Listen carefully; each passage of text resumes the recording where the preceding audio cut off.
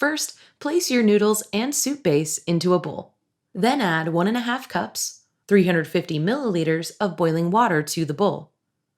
Be sure to cover it and let the noodles cook for 5 minutes. While those are cooking, cut 1 head of broccoli into bite-sized florets and cook them in a steamer for 4 minutes or until they're soft. Next, transfer the cooked noodles to a large bowl and toss them with 1/3 cup, 80 milliliters of soy sauce.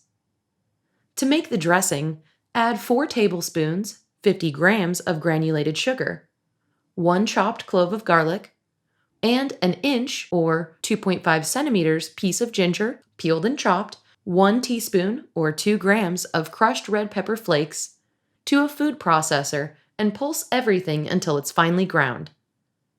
Add 1/3 cup or 80 milliliters of vegetable oil, 1/3 cup 80 milliliters of unseasoned rice vinegar, and 4 teaspoons or 20 milliliters of dark sesame oil and pulse again.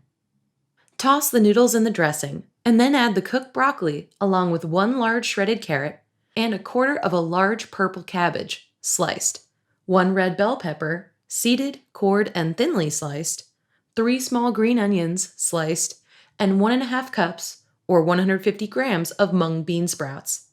Stir everything together and enjoy.